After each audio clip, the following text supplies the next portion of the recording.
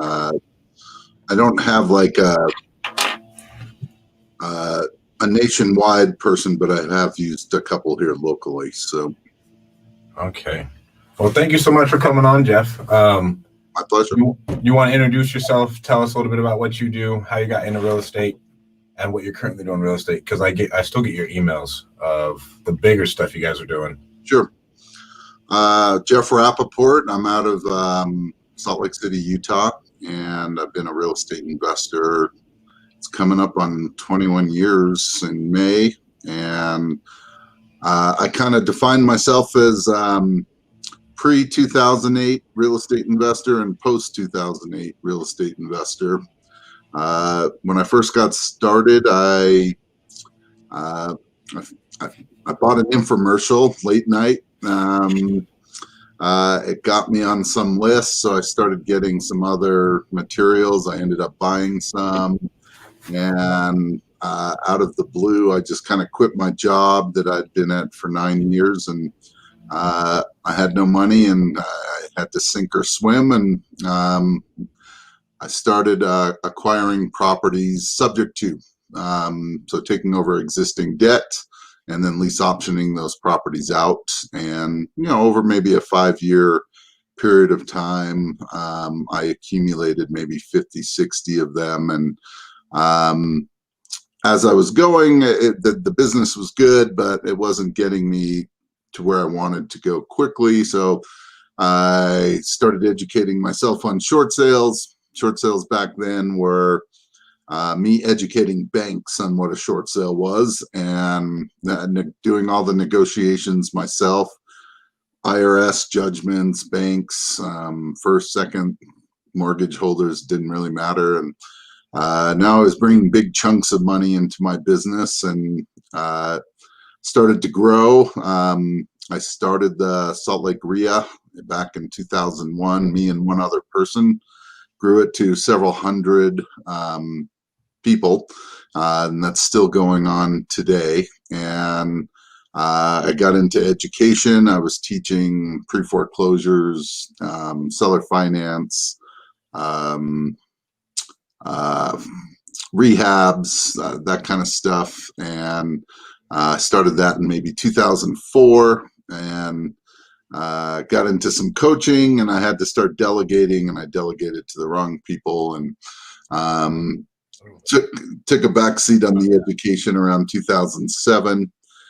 Got into commercial land, pretty much a little bit of everything. And 2008 came, and I was involved in probably 10 high-end renovations.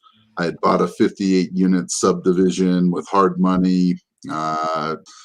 I owned several other pieces of land, all the things that you really don't want when a market crash comes. And if the market would have held out another 5 or 6 months, I would have been just fine, but it didn't. And over the course of maybe 3.5 years, I ended up losing everything, including my own residence, and ended up getting divorced. My father passed away during that same period of time. My life was a shambles. Was out of real estate briefly for maybe 1.5 years. I'm surprised I wasn't homeless. I had no income. I exhausted all of my retirement. I tried to save all these projects, and if I have one regret, it would have been that rather than have this tunnel vision about saving everything, I should have been looking at the new opportunities that were surfacing. I would have had a lot better chance of saving everything. I couldn't find a job. No one would hire me. No one really wanted someone with a master's degree that had not been in the workforce for about 13 years. So I couldn't even find a $10, $12 an hour job. And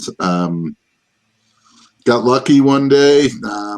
Someone hooked me up with a telemarketing job and selling timeshare credits on the phone. And they paid $12 an hour for 2 months for training. And I ended up doing it. I hated that job. But I met someone, and we became friends, and then we became significant others, and she inspired me to get back into real estate, and she works with me now as one of my partners. And when I got back in, I was primarily a wholesaler, and I liked wholesaling because there's very little risk, and I had my share of risk, and that didn't work out so well for me. And over some time, I realized that, hey, one of my niches is creative financing, and that not only could I put these deals together, I could actually wholesale those deals. And sometimes it's the financing is more important than the property, right? So, so I opened a whole new kind of area of working within, and now we've expanded. I got back into real estate, and I started virtually wholesaling back in 2014 by accident. And I'm in Utah, and I started working in Idaho, and it just was easy, so we just started doing it. And now we wholesale all over the country, so we're virtual everywhere. And we have also expanded to commercial. We like the bigger kind of storage units, apartments, mobile home parks, and RV parks. And we're always looking for us, but anything that may or may not quite fit what we're looking for, we wholesale. So that's kind of where we're at today. I mean, you just got almost 21 years of my life right there. Thank you so much for coming on, bro. I didn't know you lost everything in the crash. I didn't know you were doing all that in the crash. Oh yeah. Beforehand. Well, first thing I want to touch on, man, what did you delegate wrong, and who did you what did you learn from delegating that wrong, right? Pre-crash, things were very different, right? Market-wise, first of all, one of the things, even though I started a RIA and I had a lot of good relationships, I mean, the RIA for the first 2 years, I just spoke every month, and I was amazed that people wanted to come hear me speak, and they just kept coming and coming more and more. We had to keep finding bigger places to go, and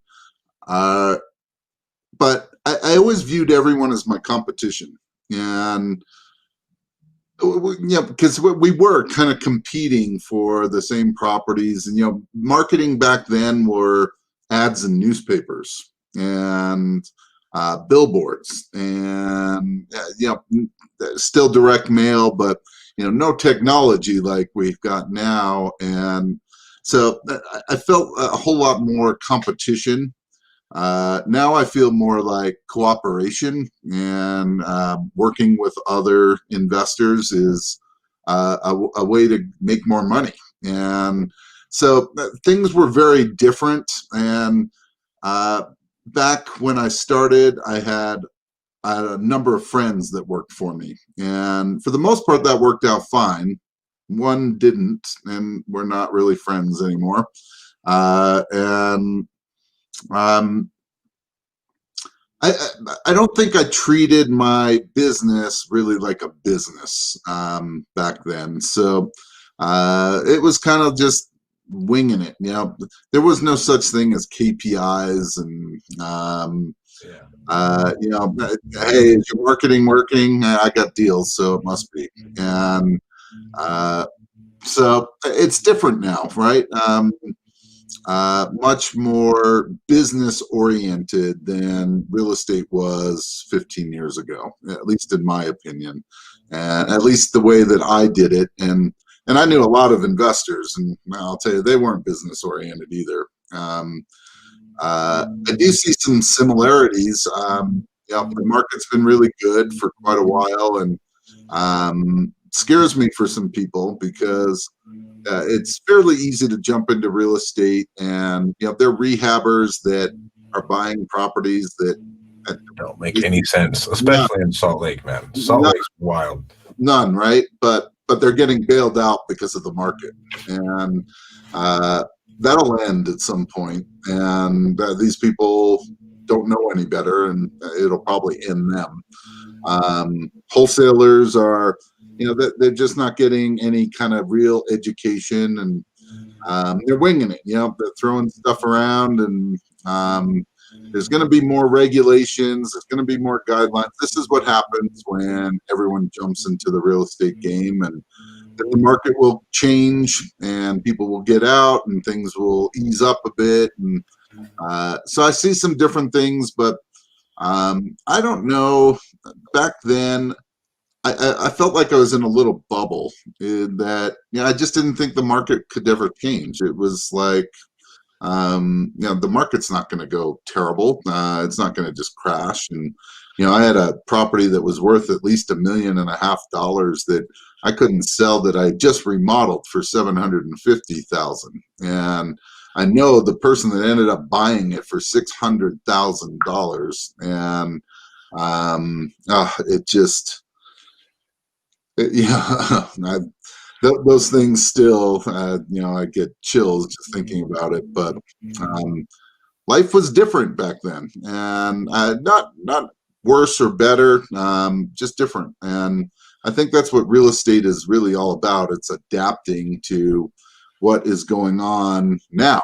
Because I'm telling you, ads and newspapers aren't going to get me many deals right now. Exactly. And as we're talking about that Utah market, right? I know a dude who has 3 or 4 subdivisions on his books right now in Salt Lake. Yep. Right. And then I got off the phone with him before we were talking. He was like, I am getting everything built within the next 6 months. Like, that is my goal, because I think it's all going to hit the fan. Yeah. At some point it has to. We work nationwide, and it's been kind of eye-opening. Not every market's really good right now. There are markets that are, I wouldn't say that they're buyers markets, but they're certainly not the same kind of strong seller market that you hear about in a lot of the major markets. Some of the smaller markets are, they are just stable, right? People aren't paying, 80% of ARV minus repairs. That's for sure. And this is a learning process that you start to see. But I'll tell you, in Utah, we have an affordability issue here. Yeah. It's too high for what people make in wages. And at some point, that's got to correct itself. Without a doubt. Do you think those other markets that are like little tertiary ones, you think they'll stay the same? Like, as everything dips, do you see it just being consistent? Certainly, because they're more, first-time home buyer. They're on the really low end. They're more the C-class neighborhoods, lower income. So they're good, and they get good rents, right? So they're kind of cheap prices, and you get good rents compared to. So they probably don't appreciate a whole lot, and they probably don't depreciate a whole lot. They kind of stay stable. And so there are those markets where I think, hey, people are going to have to go where they can afford to live. And there are a lot of markets right now that they're just not affordable. Salt Lake is crazy, and there's a housing problem too. Like, you don't even have enough houses for all the people who are moving in. There's no inventory here. Yeah, there's no inventory. And let's talk about the wholesalers sending out stuff that doesn't make any goddamn sense. And then you have people who are still buying it. That was one thing that didn't make sense when I came in Utah first got started, right? Yep. It's like, I'm offering prices like, yeah, this is what an investor would want. Yeah. And then I get outbid. Yep. And it's like, well, how the hell did I get outbid? By a lot. A lot. Yeah. Yeah, it's interesting. And to me, the 2 hottest markets in the country right now are Utah and Idaho. And people may argue that, but I don't think there's much of an argument. The exodus out of California has really exploded those 2 markets, and we have jobs coming in. and it is very affordable to people moving from California to Utah. What's different is the wages that people in Utah are making. That, when you're looking at a 2-bedroom apartment and they're going for $1,400-$1,500 a month in rent, that's pretty high for someone that makes $10 an hour, $11 an hour. So there's going to have to be some corrections. Now, both Utah and Idaho, in my opinion, are probably as insulated against a major downturn as you could be. I think that Utah is super insulated. If anything happens, I don't see a massive slowdown. Even though I know people want to get stuff off the books, I see there's a lack of supply, right? So just based off supply and demand, there isn't going to be a massive slowdown. Yeah. And there's a massive demand for affordable housing, which, when does that actually come about? I'm not sure, because, right now you can build stuff and get a lot more for it than what you would be in that more affordable range. So, but even tertiary markets here are crazy ridiculous. I mean, if you would tell me that, 8 years ago, Tooele would be, a $300,000, city, I would tell you you're nuts. Lehigh has blown up over the last 10. Oh man! And now you're getting into areas like Spanish Fork and Salem, and crazy areas where there was nothing, and there's still. Spanish Fork is built up, but Santaquin, Right. there's nothing even out there except a bunch of houses that people are developing, man. Like people are going all the way. I was talking to someone I was just left Utah, but it's like he's buying developments down like Santaquin in those areas, and he's just expecting it to be a commuter town like Tracy in California, to where they're just going to be like, you know what? These are more affordable. People are going to have to move out here anyway, and they're going to have to commute an hour and a half. Well, that's what Tooele was, right? And now, we've already gone past that. I mean, West Valley is pushing what, 350, 375. It's not unheard of to even see stuff at 400,000. It's like, wait a minute. 6, 7, 8 years ago, we were buying stuff for 2. Even under 2. Now to find something under 2, you got to search, and you're probably not going to be very happy when you find it. It's not going to be super nice. So we got that. I want to talk about your boots on the ground. Your lessons from delegating with others. The biggest thing was don't work with your friends and treat it a lot more like a business. Yeah, treat it more like a business. Real estate's really funny because the exciting part to real estate is the low barrier of entry, right? That pretty much anyone can kind of educate themselves for fairly cheap and get themselves involved in real estate to some degree. And but if you want to make it like your business, like a source of consistent income, you most likely are going to have to hire people, and you're going to manage people, and you've got to have job descriptions and a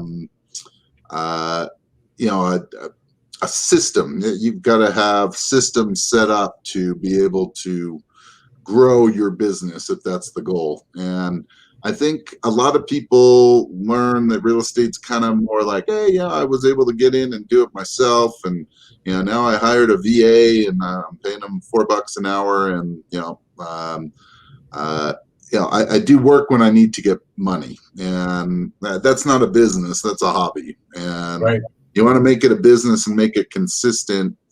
Wholesaling is not hard. I could teach anyone to go wholesale a deal or two.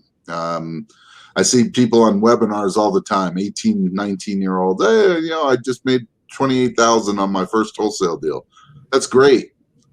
But the real key is to be able to keep doing it consistently and predictably. And each and every month. And if you're not capable of doing that, whether it's 3 months, 6 months, a year or 2, you'll probably be out of the business and doing something else, because it is about running a business. Right. It gets and I want to talk about you, because you don't really wholesale in Salt Lake anymore, do you? We do. We just don't do a lot of marketing, and Right. so I certainly would love to be doing more deals here, but I have a little different philosophy than maybe some of the bigger wholesalers that we're I'll say competing with, but I already told you I don't feel that way. They're willing to spend lots and lots of money on marketing. I talked to Cody Hoffman's partner the other day when I was in Salt Lake, and he was and I actually interviewed a number of wholesalers for the Utah RIA, and I asked all three of them how much money they were spending, a month, and it was astronomical. It was a large amount of money marketing, and this is what I've learned over the years. Okay. If I told you right now, Stratton, that we gross $6 million a year, you'd be like, "Hell yeah, you're pretty successful, right?" Well, if I added one thing to that, hey, my expense ratio is 60%, and I still got to pay taxes on that money, and my take home is, whatever's left, that's not as impressive, right? And if the market were to shift and I was to pay a couple of months of that overhead and not be able to generate the kind of income I'm expecting, my business could be in trouble. And so it has been kind of a mission of mine to find ways to generate leads at a cost-effective way. And so I probably spend a fraction of what a lot of the wholesalers spend, and I'm doing a lot of the same things that they do, but there are certain markets I just can't compete in, and so Utah's one of them right now. I am not willing to pay $100 to $500 per lead, pay per click. I am not willing to do that. I don't care if they're great deals. I'm not going to do that. I have found ways that I can spend $20 to $40 per lead and do it all across the country. And now I got to deal with some other hurdles, but I have much less competition, and I am not spending anywhere near the amount of money that they are. So that's why it'll probably be kind of an ebb and flow. When the notice of defaults come back, we'll definitely be back in Utah for sure, because that's something I can compete in for not a whole lot of money. But I'm not going to pay like pay-per-click direct mail. No. Same thing in Idaho right now is for years we had to convince people to go to Idaho that they're missing out. Now they've all seen the light. Now I can't believe how many people are like, "Yeah, we're working in Idaho," like they found the state. And you've been in Idaho for a while, 6.5 years. So when I got back in real estate in 2014, that was where we started. So but Idaho is very similar, right? Very competitive. I look into places where you can pay per lead, and when you're looking at pay-per-click and paying $250 to $450 per lead, sorry, we're not doing that. That doesn't make any sense to do that. Do you know what would you say the average cost per deal is in Salt Lake? Like wholesale deal? Yeah, like wholesale deal. Yeah, maybe like $17,000-$18,000. I would say somewhere in there, somewhere 15 to 18. You really 15, 18 grand to get a deal? Well, to get a deal. Oh, I'm sorry. I thought you meant like profit. Yeah, that's like average assignment fee out there. I would say the average is $3 to $5 grand, depending on what marketing channel you're using. Now, obviously, if you're able to to do it to a greater degree. You're spending more money, but it might be going down cost per deal. But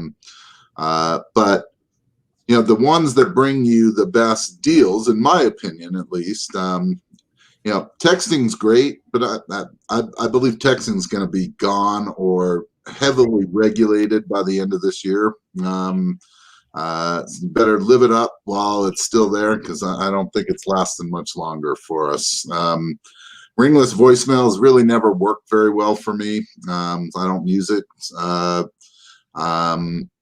We cold call. That does work, but hey, it's time intensive, and it's not going to generate hundreds of leads. So it's Facebook right now. It's Google AdWords. Any kind of online marketing, which costs money, and depending on the markets that you're in, that can cost significant amounts of money. Otherwise, you're way down on the list, right? So, and that's not to even say that even if you're getting those leads, they're probably very competitive, right? Because there's someone they didn't just click on your ad; they clicked on the top 10 ads, and now they're going to play everyone against each other. Exactly.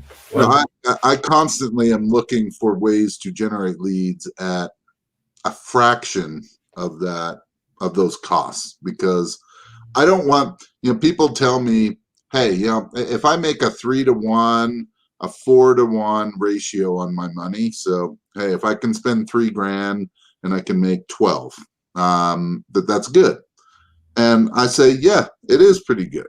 But when you have a whole staff, and everyone's got to get paid, and you're, because that part's only covering the marketing, right? Now you got your whole staff, all your software, your systems, your taxes. Everyone forgets you got to pay Uncle Sam too.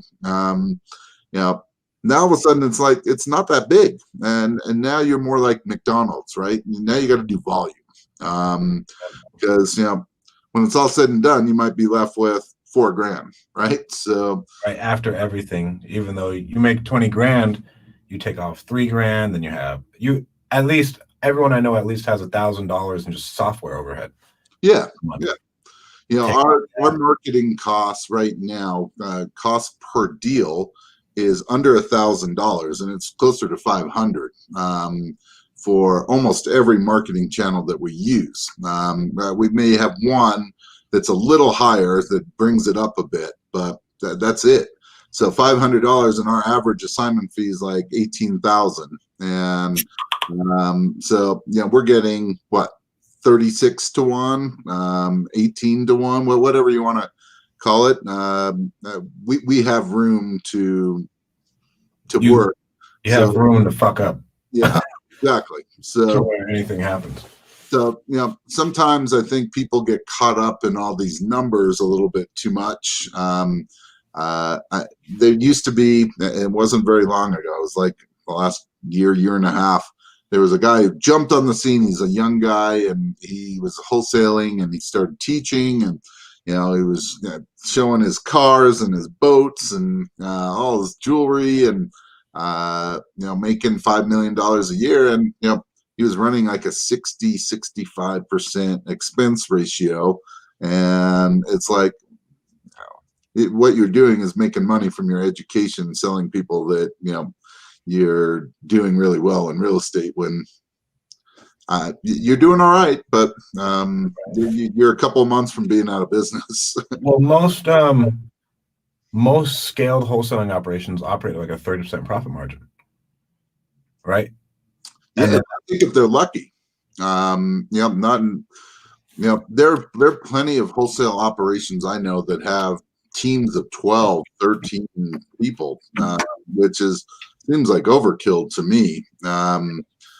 What I try to do is I try to build a team with essential core people, right? So you have an acquisition manager, you got a disposition, got a transaction coordinator, and you got a lead manager. And as we grow, as we're dealing with more stuff, I don't want to just hire another acquisition manager. What I want to do is have my acquisition manager figure out what he needs. Does he need an assistant to help with stuff? Okay. Or does he need, hey, I can only handle this many leads, so let's bring on someone else. And I want him to train my acquisition manager, right? If he's doing that well, things are growing, then I want him to be responsible. And maybe now he can continue to make money, maybe a little override on what he does with assistant, second acquisition, third acquisition, whatever. So I look at things maybe a little differently, and that might be because of my history, but I'm just not going out and hiring all these people. I don't want a team of 12 or 13 or 15 and with salaries and or commissions. It's a lot. We're a business, right? And business is bottom line. But what are you bringing in? I see it as people want to brag at how many team members they have, right? Like it's an ego thing. There's a lot of ego in real estate. There's no question. And to me, I'd much rather fly under the radar. People know who I am. People, I hope, respect what we do. I mean, we're super careful on how, we're ethical. We try to treat people over and above being fair. That's the kind of reputation we want. I don't need to have the reputation like I've got the biggest staff.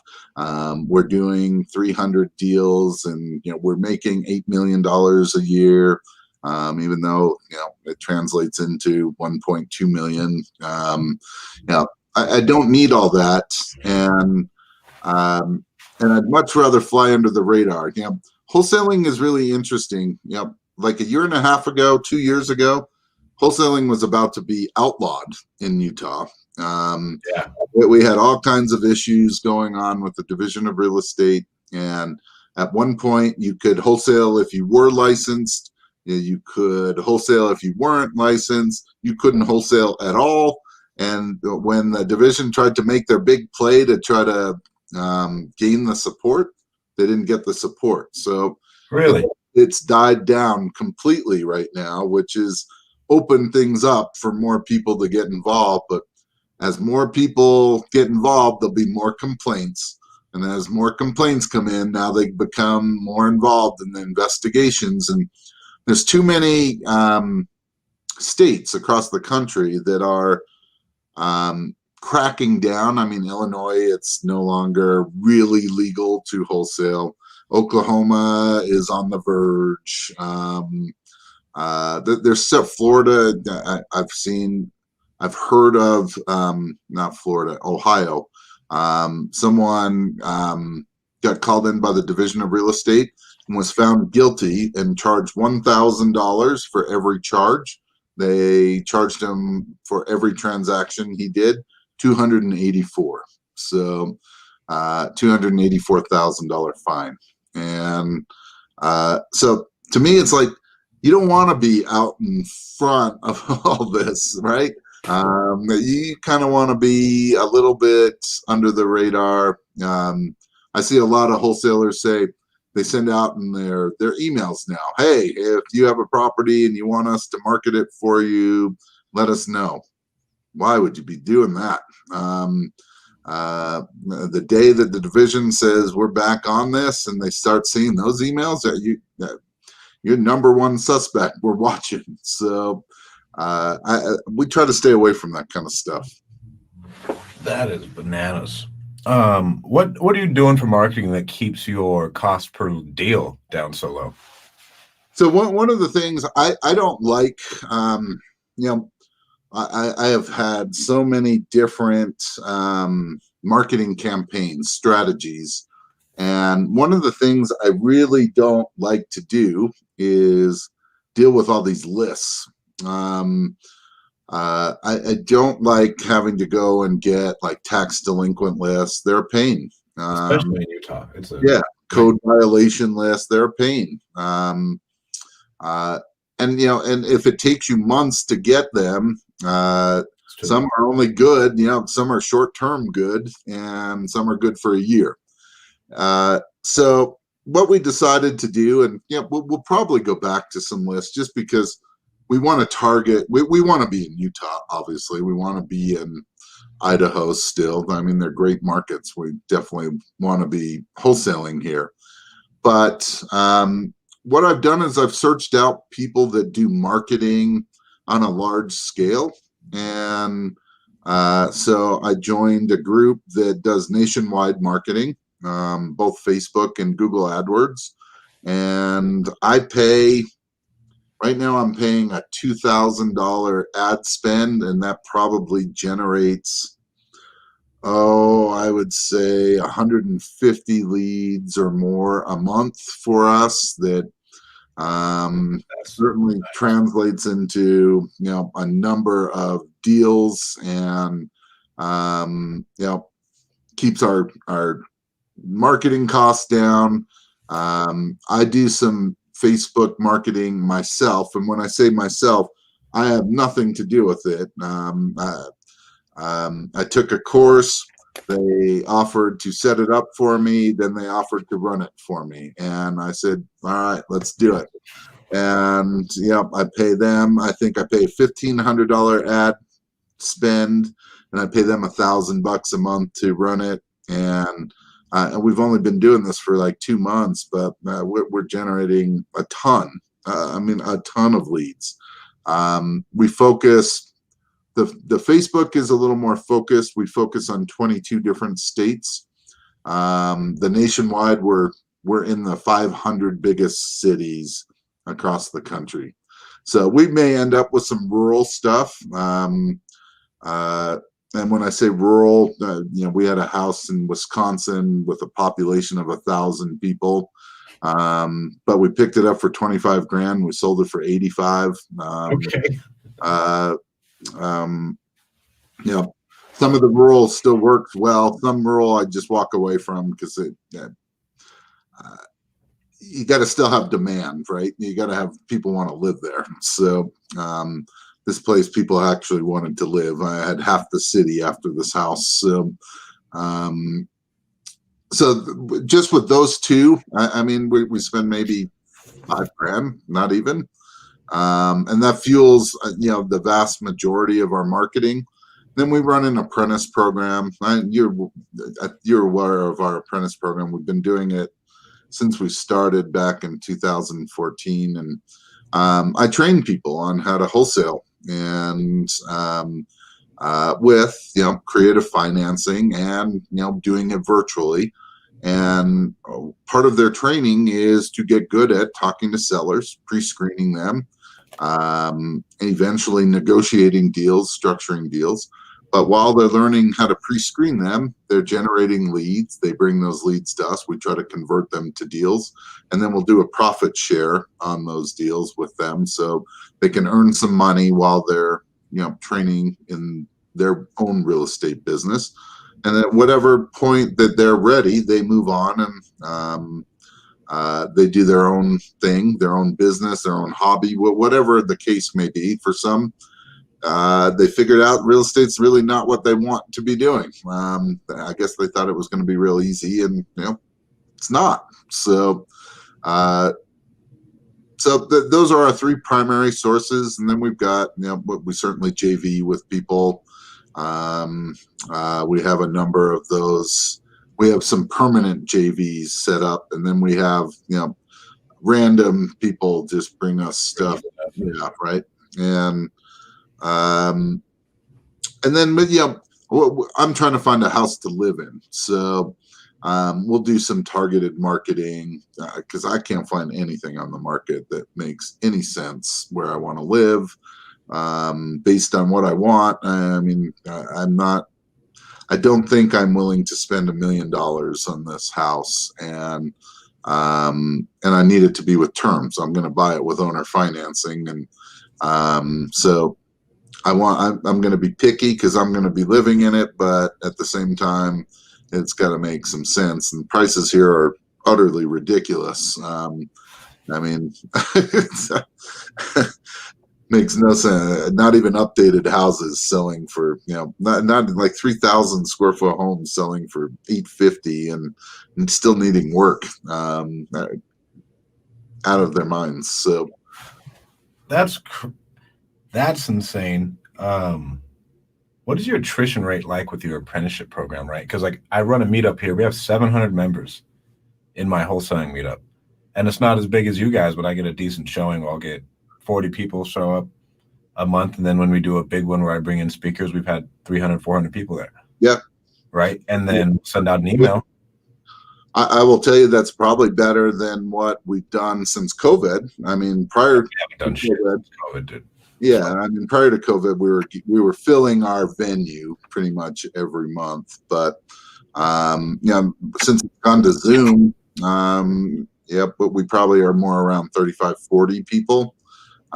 We actually have our wholesale meetup tonight, and I have no idea what to expect. 30 to 40 people is my guess, and so yeah, that's where we find a lot of our apprentices is through meetups, the RIAs, my podcast, that kind of stuff, and I would tell you for and this is where I my weakness is that I really believe in the leave no one behind kind of philosophy, but it's really not up to me, right? So I try to make our program as I don't even want you to sign up if you're not going to put forth an effort, and I don't want your money. We don't charge much. But I don't want anyone to be unhappy. But you need to charge though, because I feel like people need skin in the game. Or else fucking yeah, we didn't charge for many years. It was free, and I'll tell you, one day someone came to me and was like, "Well, I'm still on the fence. I'd like to meet with you and ask you some questions." And for some reason, I went, and he started to ask me, he's like, "So what's your net worth? What's this? What's that?" And I'm like, "Wait a minute. I've got I'm giving you my time. Yeah, I got 17, 18 years experience, and I'm willing to do this for free. And you're grilling me?" I said, "No more." And that's where I'm like, okay, we've got to put a fee on this. I didn't want the fee to be enough where it would make anyone say no. So we charge $1,000. That's it. And we've had people that say, "I don't have $1,000," and I said, "Well, here's your first big test. Find it. If you can't find $1,000, I'm telling you right now, you're going to have a really hard time in real estate." So, but I think a lot of people, I think they've been on Bigger Pockets. They've listened to podcasts. They've been on YouTube. Maybe they've gone to some RIA events. And they get very excited, right? That they've even been to, a webinar or, an in-person, sales. We have Renatus here, which is very big, and they like to do their meetings and sales pitches, and so people get really excited. It's really easy to excite people over real estate and the possibilities. We don't do that. Seriously, we try to talk people out of working with us, unless you're really willing to put forth an effort. And that's all. I only ask two things. Can you follow directions? And you'd be surprised how many people say yes, but they can't. They just can't do it. They think they know too much. That they don't trust the process. I don't know what it is. It's their ego or something. I'm like, just trust it. Trust the process. It works. I promise. But they won't. And I can't really help them if if they can't follow directions. And second, you got to put forth an effort, and that means you got to put forth time. And people realize, well, I got a family, I got a job, I got this. And I'm like, I get it. But you knew that beforehand. I have a guy, he's from Iraq, that's worked for us for 4 years, and he's our transaction coordinator. And he showed up to one of our meetups 4 years ago. He could barely speak English, a very heavy accent. And he said he wanted to learn real estate. And I told him we have an apprentice program, and he joined. And he followed every direction I ever gave him and did exactly what I told him to do. And he had one car. He had two young children, young wife. He was the only one that worked. They had one car. He had to take the bus to work. It took him an extra hour to get there, an hour to get home. And what his role was is to make calls. And heavy accent, hard to understand. Would call during lunch, would call when he got home before or after dinner, and would do it religiously. Now he's worked with us for 4 years because that guy gets it. He understands what needs to be done. I would tell you, I've paid a lot of money for my education. I mean, a lot of money. If you start adding in masterminds now and stuff, I mean, it's got to be close to $500,000. And yeah, some of it's been super good. Some of it's been not so good. And I would tell you that if I was given the opportunity when I first started to work with someone that would teach me ongoing how to do this business, and they've done it already, I would have been in no second thoughts. There was nothing like that.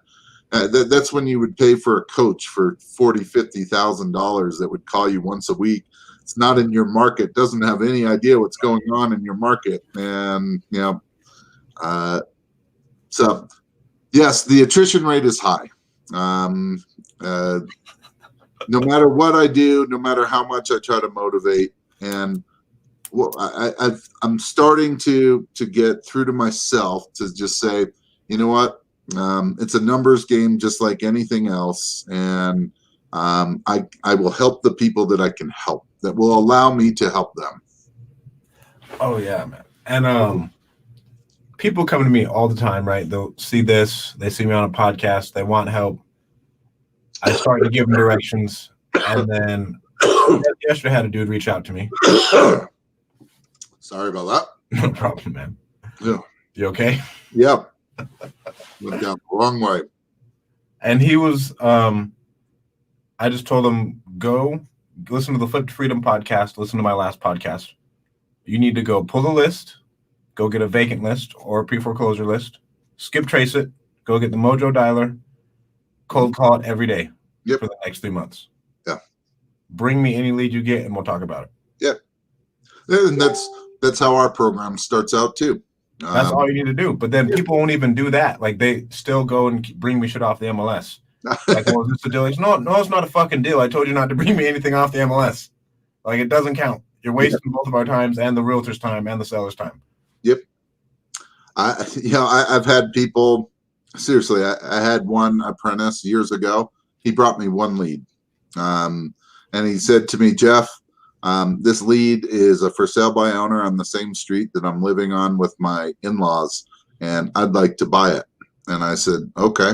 So I went and contacted the lady. We worked out an owner financing deal. He bought it, never heard from him again.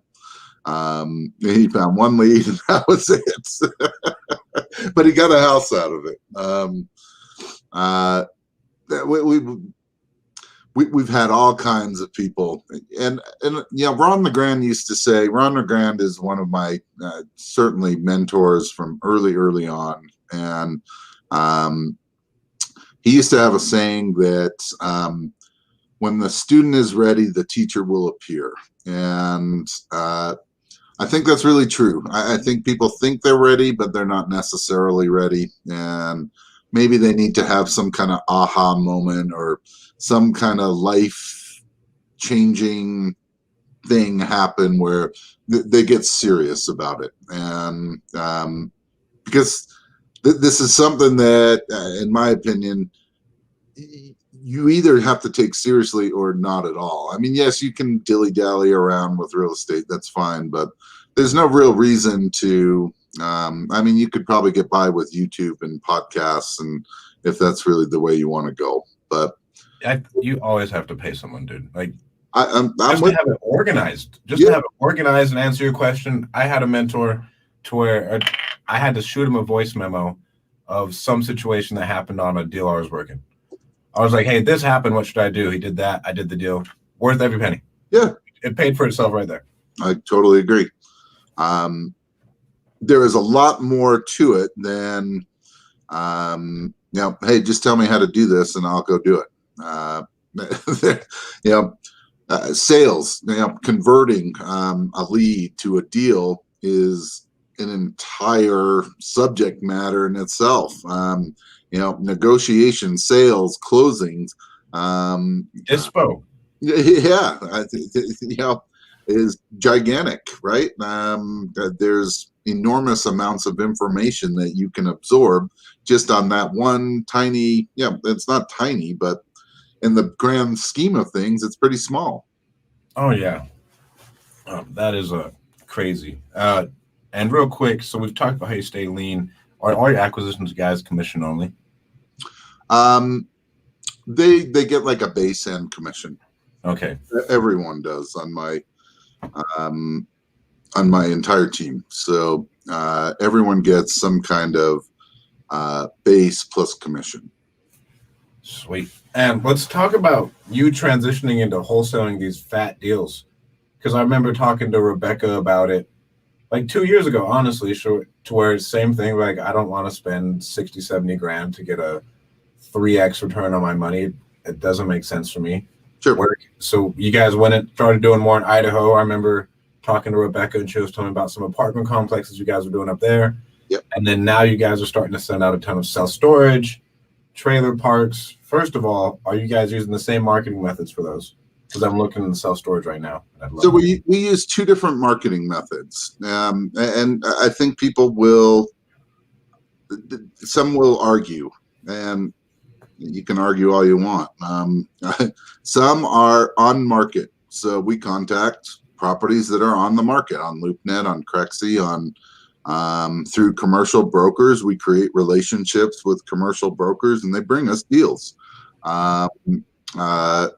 And the reason that we do that is that I'll tell you right now, and you know this, Stratton, is that if I brought you a self-storage facility that's worth $2 million and I want to sell it for 1.85, is that going to get you really excited? No. What if I told you that, hey, you could buy it with owner financing and I can get you in with $150,000 down at 2.5% interest for the next 7 to 10 years? Right. Would you be interested now? Yes. Let's go raise the money. We can look at properties in a couple of different ways. Obviously, we look for value add, things that we can buy at a discount that have management issues, deferred maintenance, low occupancy, that kind of stuff. And we try to structure deals, whether it's cash or terms. Okay. And that's what most investors say that they look for. But, I look at stuff that's pretty retail-ish. I mean, pretty close, but they're open to terms. And if they're open to terms, then all of a sudden, hey, if it's at a 5.5% cap rate, but you can make 23% on your money, cash on cash return, and it's stabilized, and all you got to do is come in. You don't have any loans to get, and no qualifying, and it's a deal. So we find both on market and off market. Off market being, we're direct to the seller. And is that letters, cold calling? Right it's now, a little bit different of a seller. Yeah. Right now, it's texting and cold calling. So we're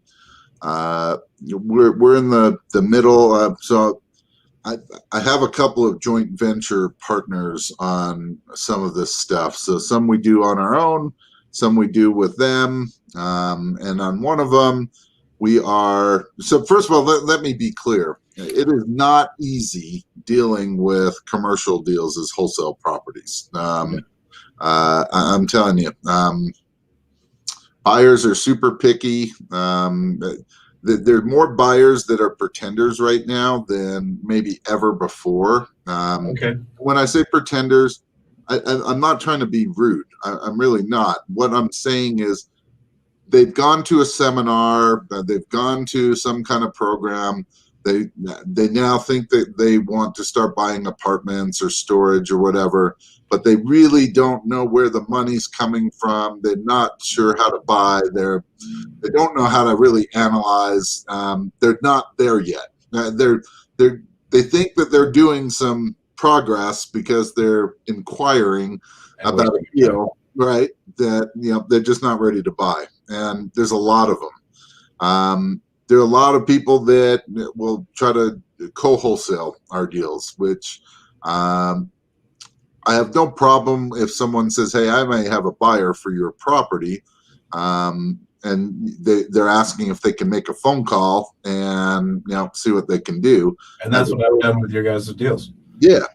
But what I don't like is when someone will take our deal and then blast it to their email. And I've never understood how people think they're going to get away with that. At some point, they got to come back to us and say, "Hey, we've got a buyer for your deal, and will you pay us this much money? We've already upped the price." I'm gonna know one way or the other. Why don't you just tell me up front? So it's not easy, and I'm telling you, we're constantly trying to figure out ways to make it more efficient. Where we are closing on more deals, we're closing faster on more deals. Commercial takes longer, and it doesn't. We're not necessarily getting longer periods of closing and due diligence. So we need people that are ready to make decisions and can do it quickly. We're trying to find the sweet spots. What makes the most sense to the most people. We did a storage unit. I think it was the beginning of this year. And it was on LoopNet. Everyone saw it. Everyone did. It was on LoopNet for $285,000. What I think screwed people up is when you're looking through LoopNet, you're probably scanning really quick and you're looking at cap rates and any kind of indicator that will quickly make you want to stop and take a look. Well, I don't know why, but these people put that it was at a 6.2% cap rate. It was not.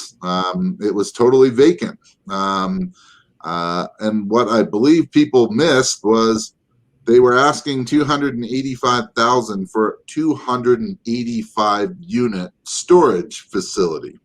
That's $1,000 a unit.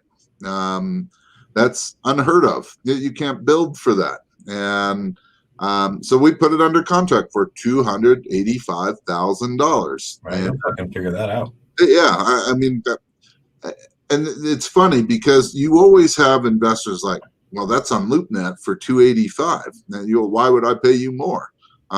Because it's a deal and a half, and we found it and brought it to you. That's why you should pay us. And but we ended up, we had, no joke, 50 people that wanted this. They bid it up, which we don't normally do, but we needed to. We sold the property in a week, sight unseen, for $530,000. Not a bad day. Yeah, on LoopNet, right? So, people tell me all the time, it's like, well, it's listed. And it's like, hey, it's not my fault that you didn't act on it if you saw it, or you didn't do any due diligence to figure out why it's a deal, or you just never saw it. There are deals on the MLS, right? I mean, they do exist. It does happen. So one of the things is coming over people's ego of, well, it's already listed, so it must not be a deal. And how do you get around people going around your back when it's listed? Well, we certainly put it under contract, right? Right. Do they sign NDAs and shit? Yeah, we haven't, and I really don't want to because one, what does it really mean? I mean, I'd have to go and enforce it, and even if it is enforceable, I mean, what does it get me? The last thing I really want to do is be making a business out of suing everyone that can't follow rules. There are people that go around us. What can I say? Normally, we don't even file any kind of notice of interest or anything. I will if I think that there's a reason to. And I usually, if I find out about it, I'm usually not very nice about it. So, but we haven't had an issue where we've had issues where I believe that people have gone around us. Maybe the broker has given out information they shouldn't have, like, hey, their contract's going to expire in a week, or so they'll try to wait us out and maybe go back to the seller once we're out of contract. It happens. I used to get really irritated by it, but it's part of the game that we play. So not ideal. Our goal is that and it's probably starting more now. To me, I'd rather the commercial market's a little different than residential, so there is some motivation in the commercial market right now. Maybe COVID, maybe some unknowns with the economy. I'm not quite sure what the driving force is, but there is some motivation, and we want to be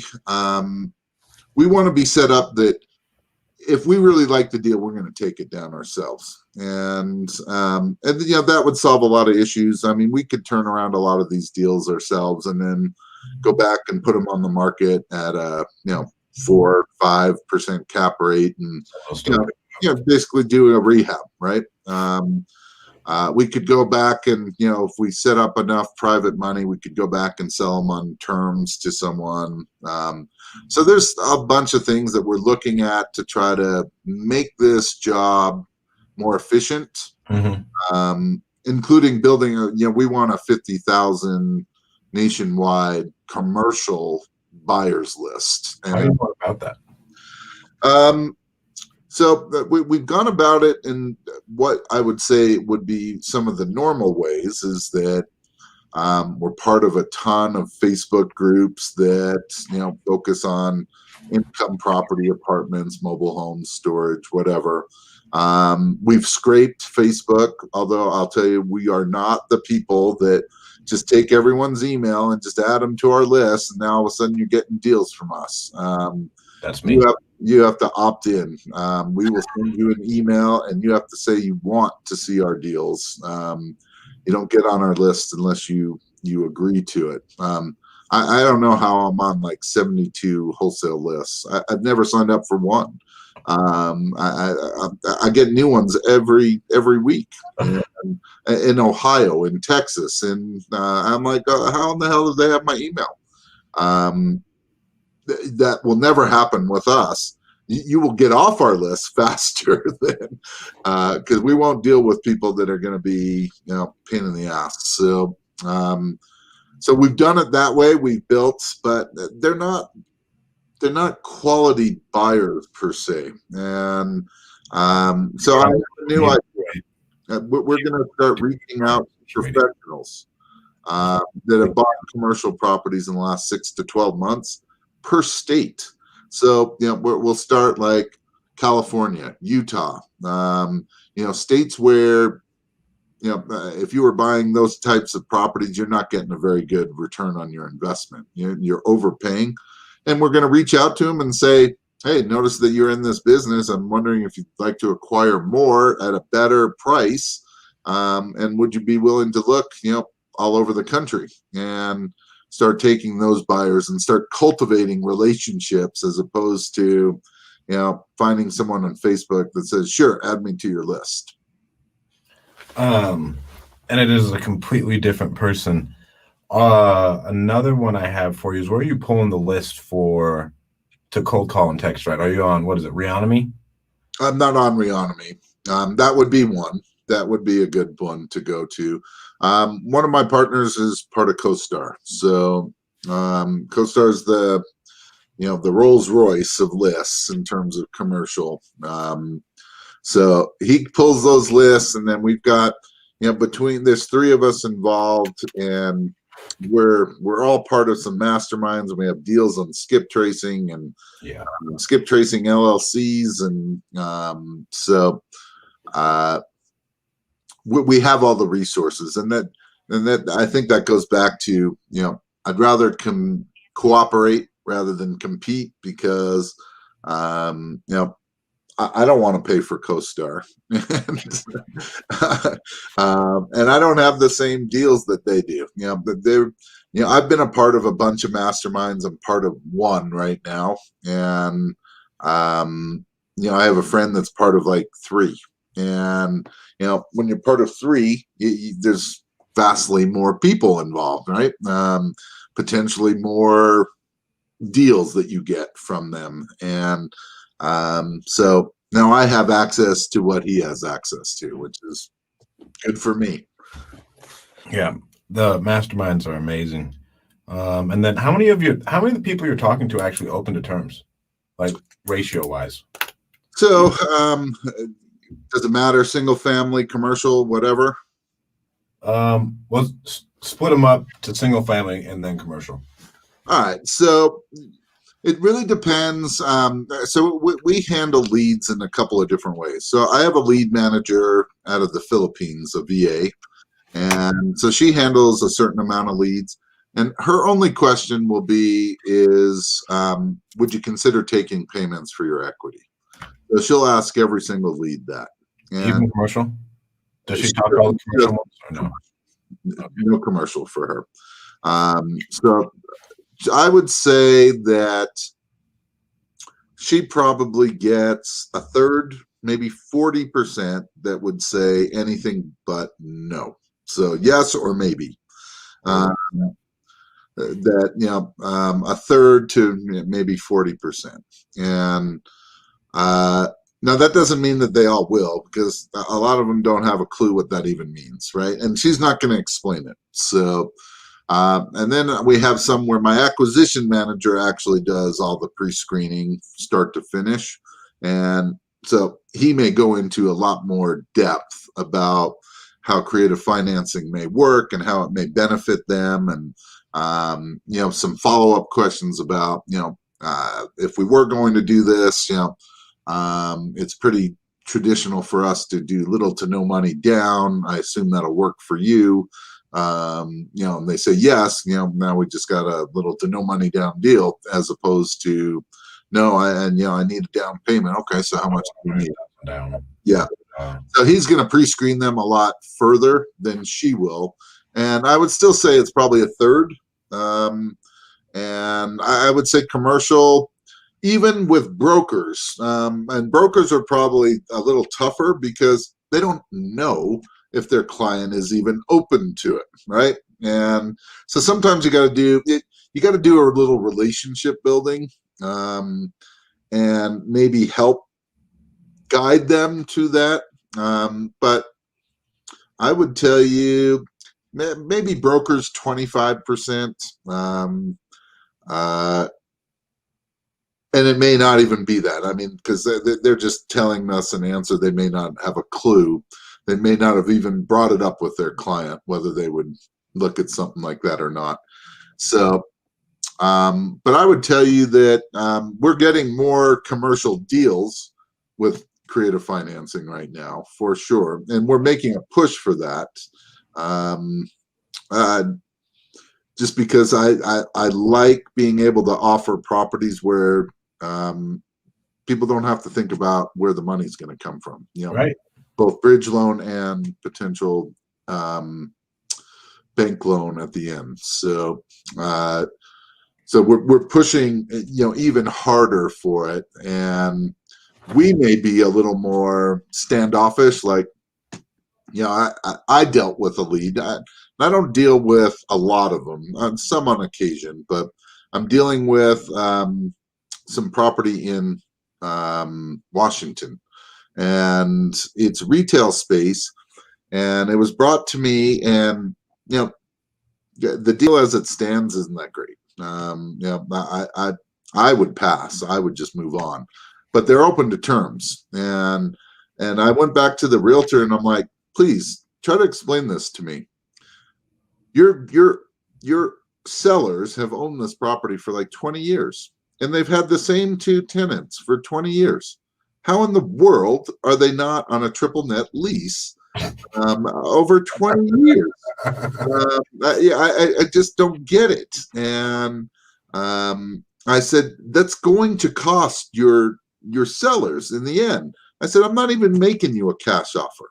If you want a cash offer, I'm not your buyer. No. I'm telling you right now that this should have been a triple net lease, and it's going to end up, just please just put together the offer. So if I can get to that point where they're basically, begging me, then I'll do it, right? I'll put together the offer. I have something in Minnesota. It's a deal. And I've had some health issues the last 2 weeks, and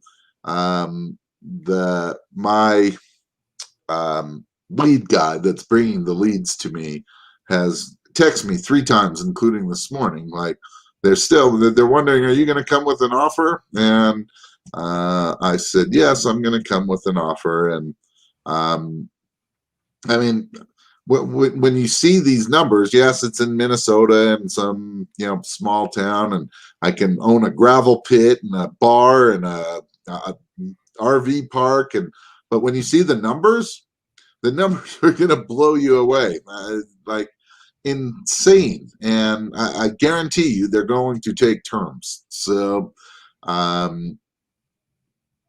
that's where we're trying to get to. So we may not be able to work with everyone, but I'm telling you, the more, there's still uncertainty in the economy, the longer COVID continues on. Commercial's a little different than residential right now. And, you got all this office space and or retail that, you do, right? I don't know. Someone I work with brought me a deal about a hotel here in Utah. And I'm like, it was a package deal, hotel and a triplex. And I'm like, I'm definitely interested in the triplex. And they said they want to sell them together. I'm like, and it's a historic area and whatever. I'm like, I don't want to deal with a hotel. Conversions, man. I have a couple friends out here. Yeah, well, I asked about that. It's not allowed. Really? Yeah. Because it's historical? Yeah. So I passed, and he went and he found a buyer, and he found a buyer pretty quickly, and we've been talking about it, and I'm like, who in the world? I mean, I get maybe they're going to do some restoration, maybe it's going to take a year and a half, and maybe their goal is, hey, COVID will be over, everything will be back to normal. But is everything going to go back to normal? As far as the hospitality business, I mean, I don't know. To me, that's unknown. I'd be like, Airbnbs. I'm like, no thanks, not right now. Really? Yeah. One of my friends, because Fresno is one of the largest Airbnb markets in America. But the only reason it's so large is because people have to come here, right? Like nobody's coming here for vacation. You're coming here for ag business or to see family. Okay. And so his occupancy rates went up, right? He panicked, put some on a month-to-month lease right when it happened. And then as soon as those ended, they all filled up. In the middle of, this is like early COVID, they all filled up. Yeah. And they've been full the whole time. And I'm not saying they can't work. I'm just saying there is too much unknown for me to have faith in them. I am not going out and looking to acquire Airbnb or hotels or retail necessarily, because there's too much unknown. And COVID may change the way that life as we knew it, a year or so ago. may be totally different. Yep. We may be doing this kind of thing a lot more. Zoom, right? Virtual offices, virtual. I don't know. And until I start to feel a little more comfortable, I'm going to stay with what I do know. And, even apartments are a little questionable right now, but people do need a place to live, right? I mean, that's the one thing we do know. Always. And then last couple questions, man. Number one, where are you finding your boots on the ground for these self-storage units, right? For the ones you take down. Do you use one national property management company? Like, how are you handling all that? So anytime that there's a broker, that's our boots on the ground, right? So the broker we'll ask the broker to do a number of things for us, and that may be a site visit, that may be videos, that may be, one of the things that we've learned really quickly is we now make part of our offer that our due diligence period does not start until we receive a current rent roll, a T12, and a profit and loss, at least for the last year. Because sometimes they take 2-3 weeks to put this stuff together. I just had one that they sent me. It's a bank statement. And I'm like, what in the hell's this? It's like their P&L. This isn't a P&L. I don't even know what's business related. And so that's what we do as boots on the ground. However, what we may do is if we have someone interested really quickly in the property, we'll ask them to do some, while they're doing their own due diligence, that we'll give them first shot at the property if they help us out with a couple of things, which would, hey, can you get us some video? Whether you want it or not, that you get back to us, you give us some feedback on what you saw, the area, that kind of thing. So we don't necessarily have someone boots on the ground. We'll use the broker, and we'll try to use our first really interested buyer. Okay. And then where can people find out more about creative finance? Because what you do, Pace teaches sub 2, right? But when you get into this stuff, I've had to learn from you, I've learned from your podcast, and I learned from my first mentor about how to structure deals, right? Because you can't just hop into this and try and structure these deals. I don't think you're going to get fucking blown out of the water for one. Well, you got to, it's being able to structure owner finance. There's got to be, it's like a puzzle, right? You're trying to create pieces that fit. And if the numbers don't fit, it doesn't make sense. I mean, who cares? I saw someone do some subject to deals here, and they're like, hey, for $125,000 down on this $240,000 home, you can take over the debt for the next 28 years. I'm like, who the hell wants that? That's not creative financing. That's just, I'm trying to do something because I think that's what people want. And I have one of my apprentices who's helping out with some acquisitions right now is writing some offers for us. And just yesterday, he sent over some offers, and he created several creative financing offers. And I went back to him with some notes, and I said, look, here's what we're looking at, and this is why we need to change this. If we're offering one at 4 years term, and then we're offering another one at 8-year term, is there a big enough incentive for you to take that longer term, right? Because if there's not enough incentive, there's no reason to make that offer, right? They're not going to take it. So there's always got to be a reason behind what you're doing. And that's what I think people have to learn is, when I'm structuring, I'm always trying to figure out who's my end buyer. So if my end buyer is someone that wants to buy and hold, then I'm looking at what's their cap rate going to be, what's their return on investment going to be, those kinds of things. If I'm looking at a rehabber, obviously, what's their end profit going to be. If I'm looking at an owner occupant, is this within a reasonable range, right? Where someone would pay this for this condition of a property with this much money down. Would they be willing to do that or not?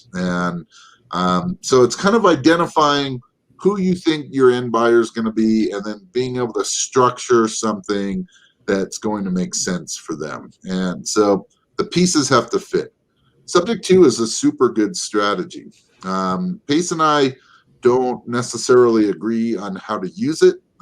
He likes to use it in a lot of different ways.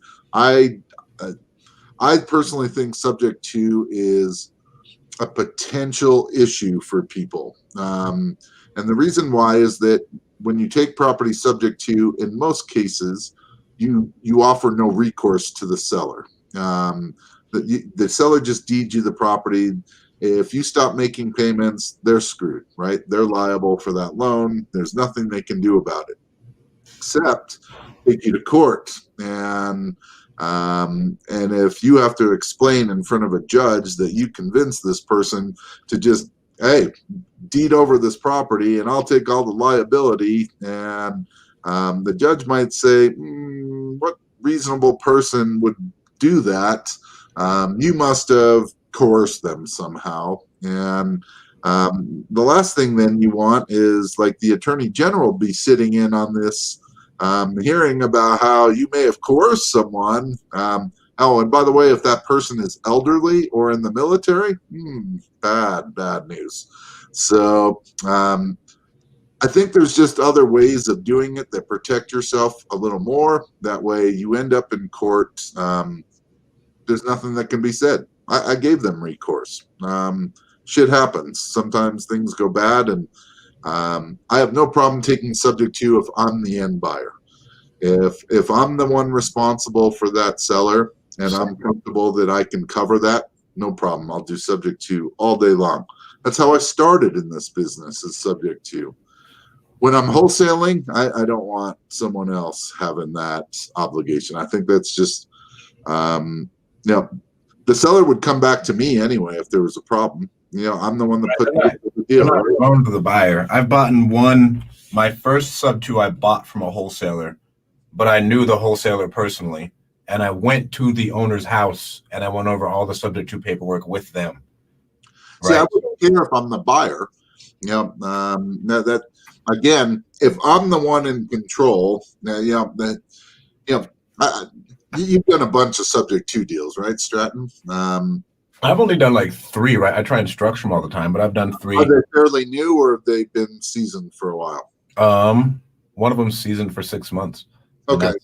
I'm curious, has the seller come back to you about anything yet? No. Okay, they probably will. Okay. Time, right? Yeah, especially if you have these long term. I did one. That's probably 3.5 years ago. I bailed this lady out of foreclosure. She was a realtor. She had already done a loan modification. She had a $68,000 second silent mortgage on her property. She was trying to do a short sale on a house that's worth $400 that her mortgage was like $250, and with that $68,000 still sitting there. And I'm like, first of all, you're never going to get this done. They're never going to accept it. Second, you're not getting any money. Third, it's going to ruin your credit. What if I had a significantly better solution for you? So I gave her $3,000. I brought her payments current, sold it on terms. I took her property subject to. I then sold it on terms to someone else on contract for deed, and they brought a bigger down payment. I make about $600 a month cash flow, and I've got a good size equity position at the end. But she started calling me after 6 months. Okay, I have until the end of the loan. I have 20-something years. Okay, she started calling me after 6 months. She wants to buy a house, and I'm like, okay. And she's like, I can't qualify for a loan. I'm like, you will be able to qualify for a loan. I don't know if 6 months is long enough. It might take a year. And it will depend on what mortgage or loan officer you go to, because not all of them will understand what you're trying to do. So you may have to go to a number of them until you find the one that understands. And she called me for 2 years. 2 years. My loan officer won't do this. I get it. I've told you that not all of them will. So you either have to accept this because this is the way it is, or you've got to go find someone else. And that's what happens when you have long-term owner financing, is that especially when you bail people out of a situation, short-term memory. All of a sudden they don't remember what you did for them. Now it's like, life's a lot better. I want all the things I should have. So keep that in mind. One of them came back, right? And she's like, hey, because she was an elderly woman, and I made her daughter and her caretaker come over to the house while I was there. Because my biggest thing is, like, I'm not going to cheat an old lady. And she's now on HUD housing, and I had to send a bunch of stuff into the housing authority saying I already took deed to the property. No problem, right? If an underwriter wants to see some stuff from you, hey, no problem. And the biggest thing is, right, like, I'm paid, the underlying lien of your previous mortgage is being paid, and I can give you all the documentation for that. Like, I have the leases, everything. So that is covered. Yep. And a lot of times they want to see you have a tax return where you show that house has been sold to the IRS. So they want to see that you've declared that to the IRS before they're going to give you that credit. So there are some issues there. But let me get back to your question. Where do you learn more about creative financing? So there's some really good people out there that do creative financing on a regular basis. Pace Morby's good at what he does. Right. He's got that huge Facebook group that's super hyperactive. So I have my own podcast. The podcast is more educational than, hey, let's all talk about all the great deals we've done. This is more breaking them down and how to use creative financing. It's really good. Thank you. So that's the Creative Financing Podcast. .com. You can just go to our website. That way you can start from the beginning, or you can get it on any Podbean, iTunes, whatever. We've been doing this for 2.5 years, so we've got 130, 40 episodes now, and coming up on 150,000 downloads. So people liked it. I'm actually coming out with a course I actually already have. I've just got to create the website. About damn time. I know. And it's really, let me give you something that people miss on my podcast. I don't know why. We announce it every single episode. So I give away this video for free. If you just, we have a hotline number that's in our show. You got rid of it. The hotline number? No, we haven't gotten rid of it. I just don't want to. I don't want people calling me with their deals on it. Now we have a Facebook page too that you can join, and I'm happy to answer deal questions on the Facebook page. But it's really hard to get it all on a hotline and then try to call them back, and they're like, "Well, that was 2 days ago." It's like, I'm sorry. All you do is text CFP, Creative Financing Podcast, to our hotline number. It'll ask for your email. We'll send you a video. Okay. And this video is of me taking a lead from start to finish, like literally taking it out of my CRM and going through my mindset of what I'm trying to do with it, how I'm thinking about it, what my exit strategy is going to be, and me creating the offers right in front of you with my LOI that I use. People have really liked it, and it's free. Well, that's what I've created, the Creative Financing Academy .com, coming soon, very soon. And what it's going to be is videos on all kinds of different properties. apartments, commercial, land, single family, properties where the buyer is going to be an owner occupant, a landlord, and the same thing, all on video from start to finish on how I go and figure out the puzzle pieces. How I work backwards to look at income. All the little tricks, using your calculator, all that kind of stuff. So education there, and then there's some great people. I mean, Grant Kemp is a super smart guy. Mitch Stevens, Ron LeGrand. I've heard a lot of things. Bill Bronchek teaches creative financing. All these people. Sean Terry, to some degree, does creative finance. He does the arbitrage stuff, right? Yeah. So there's plenty of people out there, but I think the podcast is probably the best value because it's really teaching rather than It really is. Yeah. So contract for deed, that means they don't get the actual deed to the property until they've paid in full. And so do you still get the tax benefits of owning that property, correct?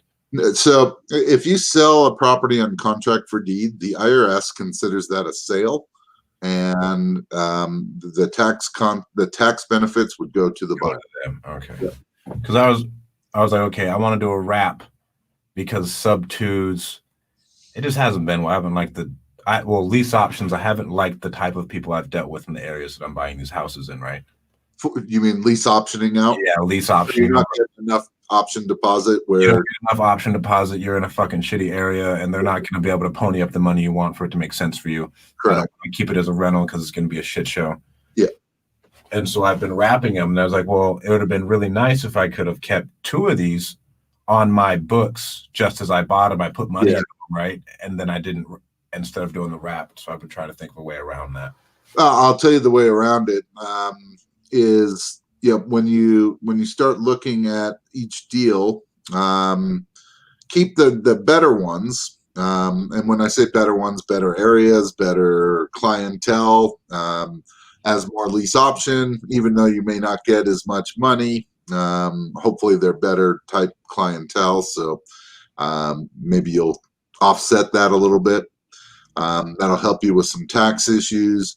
But yeah, I mean, I can get the same selling on a land contract or a contract for deed as I would if I gave them title. So I'm not giving them title. I can get that 10% plus, and typically that's what I'm looking for. Unless I'm selling to another investor, then I'm getting more. But to an owner occupant, I'm shooting for that 10%, and sometimes you get a pleasant surprise. Right, we got 30K down on one of these, and then we got price range house. Say that again, Jeff. What was the price range of the house? 217.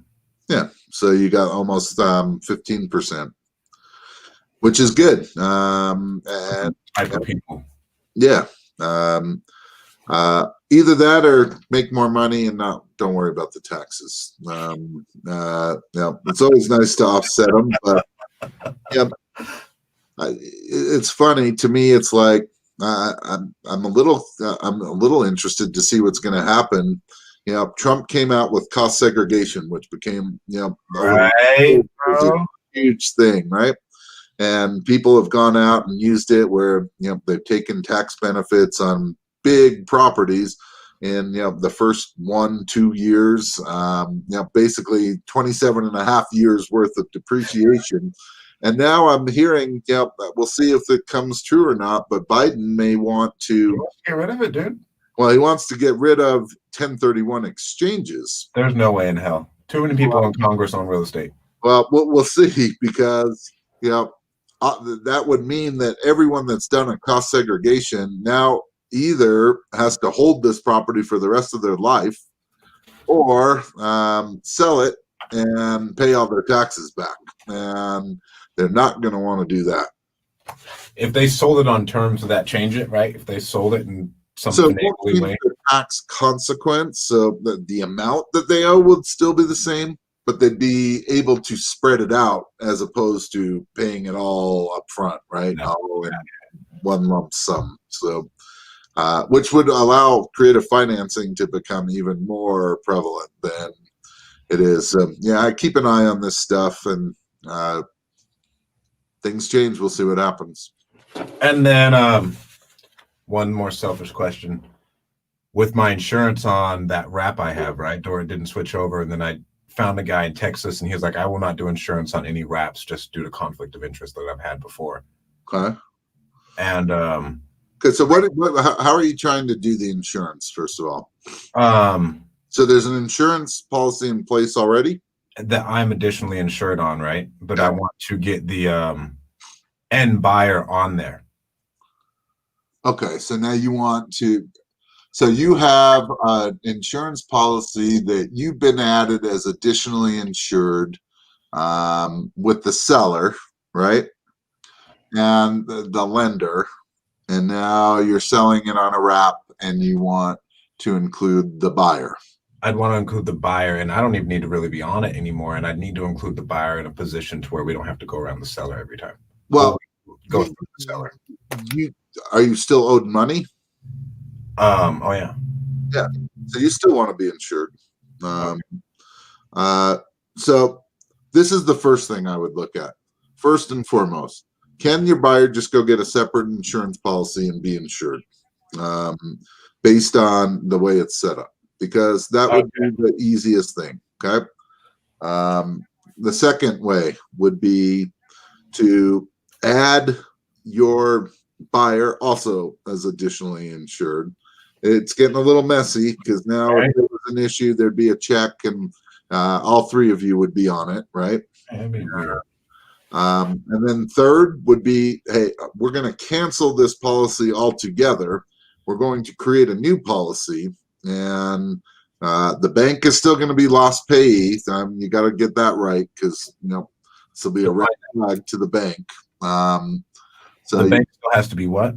Lost payee. So they get paid first if for their loan, and then you would have hey, the buyer would probably be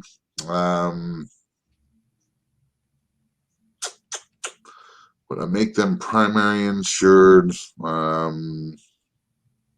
I'd still want my name on there with them, right? Yeah, you would.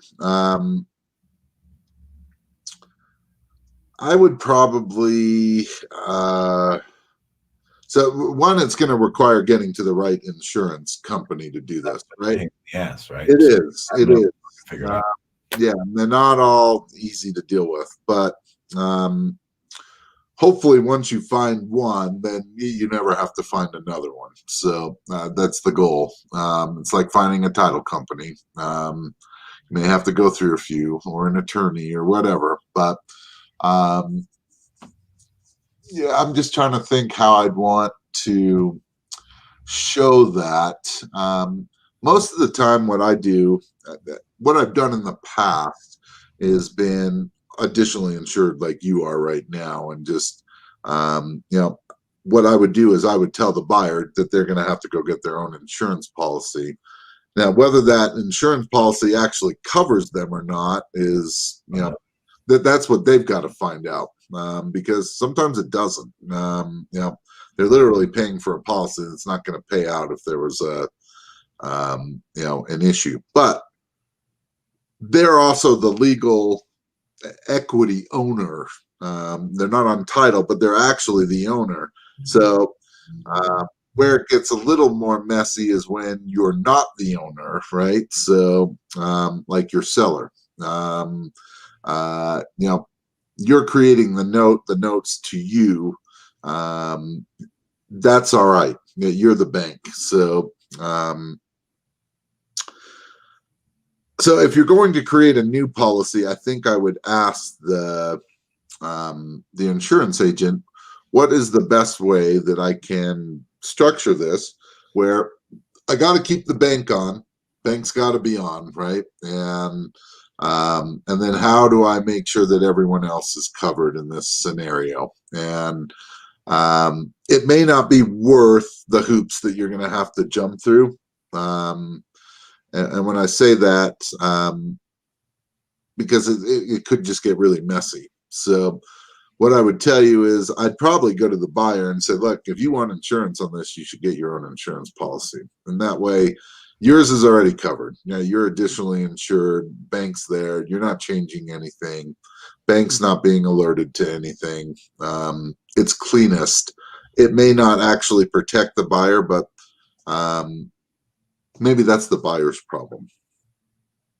Okay, but let's say something does happen to the buyer, right? Can I just claim it? And so you mean if like there was a fire? right, if some random shit happens, right, and Yeah. I'm still on there as additionally insured, they could just come to me and be like, all right, we'll file. Yeah, so that's the policy that's going to for sure be paid because the bank's on that one, right? So now the question is, would your buyer's policy pay them?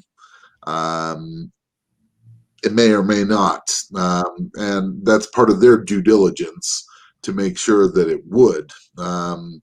You know, I just did one. We just did. I wasn't in the middle, so. And what did I do when I was in the middle? I didn't even tell the buyer about insurance, so I left it up to them. To me, it's like as long as I'm insured and the bank's insured. I mean, if the house burned down, you know, if there were proceeds to rebuild it, let's rebuild it. If there's no proceeds to rebuild, then yep. Hopefully everyone gets what they're supposed to get out of it, right? And in which case, you know, the buyer may not get everything that they're entitled to, but I could probably make it pretty close based on my insurance proceeds. And yeah, we'd probably figure something out. But insurance is the weak link in this whole thing, and it's not always as easy and simple. But there's really three ways you can deal with this, and there's only three. One is additionally insured. One is, you know, buyer gets a new policy, or three, you cancel a policy, you get a new policy, and you restructure it. But there is a little bit of a risk there with that bank. Yeah, they're going to be notified that it's canceled. They're also going to be notified that, and you may want to let the bank know that, you know, maybe you call up as the power of attorney, the borrower or the power of attorney. I usually just call as like I'm them, you know, if I have their social and hey, it's Steve, and you know, hey, I'm changing insurance companies. I just wanted to alert you. You know, where do you want the new policy stuff sent? So as soon as I have, I'm not canceling it until I have this in place, and then I'll send it to you. So, you know, you alert them, so you know they're not contacting you like we got a problem. Awesome. But those are the three ways those are the only three ways I know of dealing with insurance. So it's got to be one of the three, and so it might be best to find a competent insurance, you know, so someone that is doing a lot of owner finance stuff, you know, where they're not wholesaling it. Because, you know, if you're wholesaling it, we're not worried too much about the insurance. We're not in it. So it's only if we're staying in the middle. So if we're staying in the middle, then find someone that has a good insurance agent that hopefully can, at the very least, give you some tips, and hopefully can do insurance throughout the country. So if they're not in your area. All right, man. Thank you so much, Jeff. Last thing. Hey, Mom. Love you. If you guys are looking for trained cold callers, go to callmagicians.com. If you guys are looking to skip trace data, go to rocketskiptracing.com. Do you have any other words to leave them with, Jeff? No, I'm happy to be on, Stratton. I remember meeting you at some meetups, and I know you split time between California and Utah, and super proud to see what you've accomplished over the last couple of years, really. Yeah, when I first met you, I was working for another guy, and I've been on my own for the last 2 years. Yeah, so good for you. And yeah, I'm just happy to be on. I hope that some of the stuff we discussed is helpful to people. Oh yeah, and thank you to you and Rebecca, man. You guys, you guys changed my life. Like, especially, I went to you for. I never ended up following up with this duplex, though. I ended up getting overpriced again in Salt Lake, to where someone came in and offered her terms that didn't cash flow. Shocking. Shocking. But all right, Jeff. Thank you so much. You have a good one.